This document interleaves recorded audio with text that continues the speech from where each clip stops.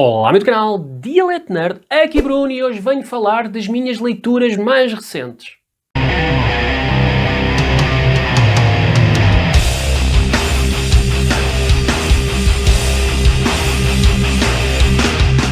Ora, exatamente, venho aqui falar aqui das minhas leituras mais recentes. Vou começar então com Cross, de Garth Ennis, o volume número 1. Comecei a ler então esta história que me foi aconselhada. Eu sou fã de Garth Ennis, sou fã de Preacher e de outras obras que ele tem, e como tal foi-me aconselhado. Então, se gostas de coisas violentas, se gostas da loucura do Garth Ennis, lê então Crossed, que é o mais louco, o mais alucinado trabalho dele, e se calhar não só dele. E então comecei a ler Crossed, li o primeiro volume, que tem sensivelmente 240 páginas, e realmente é tudo aquilo que me foi dito. Não ficou nada a dever. Realmente é ultra mega super violento, não fica nada por dizer nem nada por fazer. Tudo aquilo que nós podemos imaginar de pior, tudo aquilo que nós já vimos alguma vez na vida de pior, seja em filmes, seja no que for, está aqui. Não falha nada. Nada. Tudo aquilo que possas imaginar de pior, está aqui. Isso estás a pensar, achas que é o pior? Não. Está aqui. Aqui é pior. Exatamente. E como tal, de uma forma um bocadinho mórbida, eu gostei do que li, mas tenho que fazer aqui uma pequena ressalva. Gostei, não adorei, obviamente. Porquê? Porque ao contrário das outras obras, em que utilizavam o choque, não é, das cenas e da violência e por aí afora, mais como um complemento da história, aqui é um bocadinho ao contrário. A história é que é um complemento da violência. E como tal, nota-se que aqui é muito a violência e é o choque pelo choque. Não é? Não está a violência ao cargo da história, está antes a história ao cargo da violência. Isso nota-se muito. Há situações aqui que não fazem sentido nenhum, estão só porque é para chocar, não é? É porque sim. E isso faz com que esta história, obviamente, não chegue a patamares de outras histórias de Garth Ennis, mas para quem tem estômago, fica aqui Crossed, uma leitura com toda a violência que tu alguma vez possas imaginar ver na tua vida. De seguida, então, fiz aqui uma releitura, que eu já não me lembrava bem, de Superman Man of Steel, volume número 1, que saiu. O início dos inícios de John Byrne a cargo daqui do maior super-herói, do maior símbolo da DC, por um símbolo, a luz da DC. Temos então aqui a contagem da origem, o início, e nota-se um bocadinho que é isso. Tem um ritmo assim mais pausado, tem um ritmo de origem, por assim dizer. Tem um ritmo de origem, achei interessante. Especialmente tem aqui um arco que é o arco que tem envolvido, que faz ali um bocado paralelo com o Lendas, que é uma história que faz ligação com outros personagens da DC, mas tem um arco que é passado em Apocalipse com o Darkseid, e eu já na altura tinha gostado imenso dessa história, que saiu, se não me engano, em 4 números pela editora Abril, se não me engano eram 4 números, exatamente com o nome Lendas, em que tinha realmente essa história em que estava envolvido o Super-Homem. Há uma passagem do Super-Homem que sai da Terra e é enviado para Apocalipse, e que está aqui inserido e que eu realmente adorei revisitar aqui nesta história, mas no resto é um recontado, uma origem, e então como tal nota-se que é uma origem. É bom, mas ainda não ganhou aquele ritmo que o Byrne depois mais para a frente irá dar aqui ao Super-Homem. De seguida fui para Annihilation Omnibus, li o Omnibus do Annihilation, li todo, achei interessante, mas gostei principalmente do arco central, como eu já tinha mencionado até num vídeo de aquisições. Gostei mais do arco central e gostei depois bastante do Annihilation Heralds of Galactus 1 e 2, estes tie-ins. O resto dos tie-ins é uma preparação para o arco principal, mas tem muita preparação, e eu vou ser sincero, a arte deles é muito, na minha visão, muito fraca. Tanto do tie-in do Drax the Destroyer, o prologue, a parte relacionada com a Annihilation nova, a arte é muito fraquinha em alguns deles, e para mim, não foram muito cativantes estes tie-ins. Sinceramente, acho que não estão aqui a mais. Talvez o do Silver Surfer seja o melhorzinho, ou o do Super Skrull, não sei, talvez sejam os melhores, mas não me cativou por aí além. O Drax até tem uma situação que me faz imensa confusão, e eu vou expor aqui, que era para tu nos comentários me elucidares, que é, aqui neste tie-in do Drax the Destroyer é recontada a origem da nova versão do Drax, que é aquela versão mais do cinema, que é a versão das faquinhas. Ora, ele passa por aquela transformação, como se fosse sair do casulo, não é? Sai do casulo, que é aquela transformação, mais fraco, mas mais inteligente, porque ele tinha aquela situação de quanto mais forte ficava,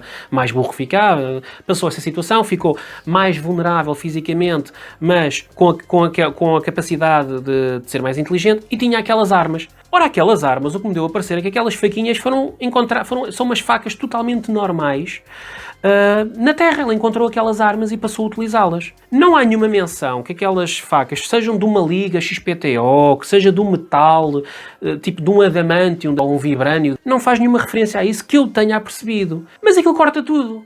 Atravessa personagens que são invulneráveis, atravessa armaduras, atravessa naves, corta tudo aquilo. Faz-me imensa confusão. Será que eu falhei alguma coisa? Se eu falhei alguma coisa, deixa-me aqui nos comentários, porque pelo menos nessa origem, não estou a dizer agora, depois, nesta origem que foi colocada aqui, no Ônibus do Annihilation. Não estou a dizer que depois não tenha sido recontado que, afinal, as facas têm uma liga XPTO. Estou a dizer aqui, neste recorde, se eu falhei alguma coisa, deixa-me aqui nos comentários para me ajudares a perceber isto.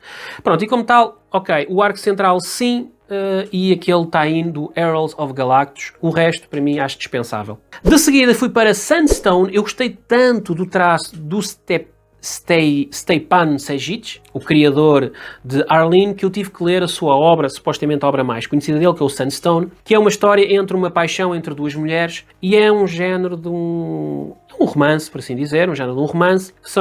É uma mulher que tem um amigo que já teve envolvimento com ela, mas entretanto ficaram só amigos. Ele está inserido também no meio. Ela tem dinheiro, porque ela tem um trabalho que lhe financia e tem posses, e então ela compra uma data de gadgets, um bocadinho na onda 50 Sombras de Grey, quando o Grey tem aquele quarto todo equipado com uma data de coisas. Pronto, ela também tem um quarto com esses equipamentos, e esse amigo dela, que já teve uma relação, mas depois ela é mais ligada a mulheres, a estar com outras mulheres, e então eles ficaram só como amigos, mas ele fornece isso, tem uma pessoa qualquer que lhe fornece, então ele é o fornecedor dela desses equipamentos, e então conhece esta outra rapariga, esta outra protagonista, e no fundo é uma história entre o romance entre as duas, o conhecimento, o explorarem uma da outra e das fantasias e por aí fora. Li o primeiro volume, o primeiro volume tem então 128 páginas, são cerca de 5 ou 6 capítulos. Gostei, achei interessante, mas gostei, está bem escrito, o desenho continuo a dizer, vale a pena só pelas ilustrações dele. Ele tem um traço soberbo, este homem tem um traço assustador. Ele está muito bem classificado. Eu gostei, mas eu talvez não me identifiquei, a história não me cativou assim por ir além, é um romance interessante. Mas tem a ver também com o volume. Eu tenho tanta coisa para ler, e que acabei por ler este primeiro volume, e não dei para já continuidade, não quer dizer que eu não possa voltar, mas logo se vê. Depois passei para Weapons of Mutant Destruction, que é aquela história em que nós temos então finalmente a origem daquele personagem que é o Arma o Arma H, que é aquela mistura do Wolverine com o Hulk. E então é aqui contada essa situação, faz aqui um misto das histórias do Weapon X e na altura, o Totally Awesome Hulk, é o Hulk Pimpão, o Amadeus Show, utiliza aqui este compilado, tem aqui histórias dessas duas mensais. É interessante, é a origem, mete a equipa Weapon X, que tinha o Wolverine e tinha também o Sabretooth e por aí fora, e depois mete também esse Hulk Amadeus Show. Eles tentam perceber o que é que se anda a passar numa organização que anda a tramar qualquer coisa, e quando lá chegam deparam-se então com a criação deste novo personagem do universo Marvel, que tem a junção dos dois heróis, então ultra mega poderoso, e dá-se aí pancadaria de meia-noite. É engraçado, mas eu acho que está na mesma linha do que tinha sido a qualidade das histórias do Hulk do Amadeus Show. Acho que está nessa linha, ou seja, médio. Cativa a perceber como é que é a origem de um personagem deste tão poderoso, até porque faz parte é a junção de dois heróis que eu simplesmente sou fascinado, mas que a resolução é ok, mas não é assim nada extraordinário. De seguida li Bando de Dois de Danilo Beirute. É assim uma história meio faroeste. É engraçado. É uma história curtinha, tem cerca de 96 páginas. Uma história de um bando de mercenários, por assim dizer, que andam a assaltar e por aí fora. E é uma historinha curtinha. Eu achei interessante, mas pronto, e achei uma história ok. Pronto, achei uma história ok. Estava à espera de que tivesse um final, um desenvolvimento mais forte no seu final. Ele diz que é, no fundo, o que eles chamavam, que são os cangaceiros. Na altura chamava-se cangaceiros. Isto tem muito a ver com... Isto é uma história... O Danilo Beirute é brasileiro e então isto tem muito a ver com o estilo brasileiro e tem muito a ver com o passado, com a história do Brasil. E então havia aqui os cangaceiros que, entretanto, enfrentam um determinado exército e começam a perceber que o seu bando anda a ser desfeito e que eles andam, basicamente, aqui há os dois protagonistas vão à procura, então, das cabeças decepadas dos seus companheiros, que entretanto aparecem nos sonhos de um deles a dizer para virem buscar, a resgatar, uma questão de honra por aí fora.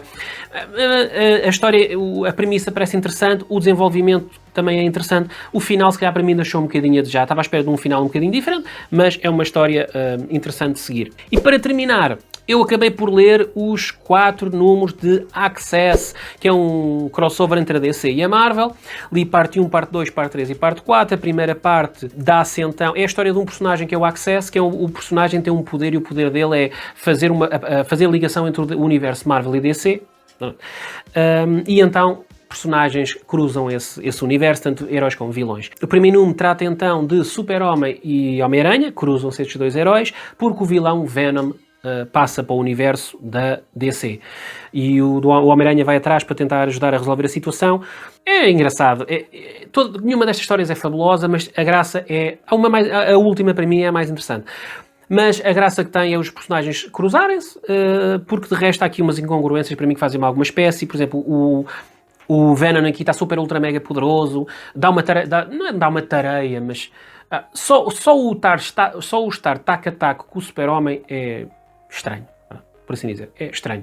Não é nada daquilo que nós temos visto no universo Marvel, tirando uma outra situação pontual em que é um bocado exagerado os poderes do Venom. De resto, ele tem os poderes acima do Homem-Aranha, mas o Homem-Aranha está muito abaixo ainda das capacidades do Super-Homem, muito. Quando eu digo muito, é muito. Por isso é um bocadinho estranho.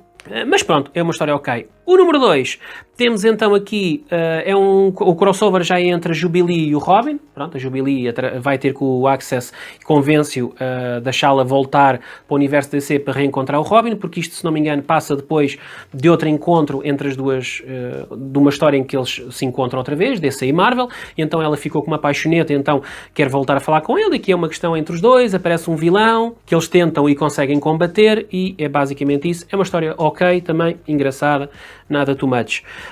A terceira história dá continuidade a esta, mas é focada entre dois personagens, que é o Doutor Estranho e o Batman. Surge aqui um problema e o Batman está convencido que é o Doutor Estranho que está a causar este problema, e então insurge-se aqui contra o Doutor Estranho. É uma história ok, mas são dois personagens também que não têm muito a ver. Quando se coloca aqui uma situação de possível confronto entre os dois, também fica sempre um bocadinho para o estranho. E a última eu acho a mais interessante, que é aqui sim um confronto, porque já sabemos como é que é. Primeiro eles confrontam-se e depois é que perguntam... Primeiro andam à porrada, depois é que perguntam as horas. E é então um confronto entre os X-Men e a Liga da Justiça da América. Este sim é mais engraçado, os confrontos acabam por ser mais equilibrados, então como tal tem um bocadinho mais de graça. Depois no fim gera-se também aqui uma género de uma amálgama, mas a história é a mais engraçada, mas nada do outro mundo. Mas sim, acho que é a mais interessante das 4. E pronto, estas foram as minhas leituras mais recentes. Diz aqui nos comentários se já leste alguma coisa, o que é que tu achaste e não achaste. Se gostaste deste vídeo, subscreve, partilha, comenta, dá aquele like para dar aquele up. E se gostaste de alguma destas obras que ainda estejam disponíveis, segue os links do canal para fazer as tuas compras e ajudar a crescer. E, como eu costumo dizer sempre, até mais.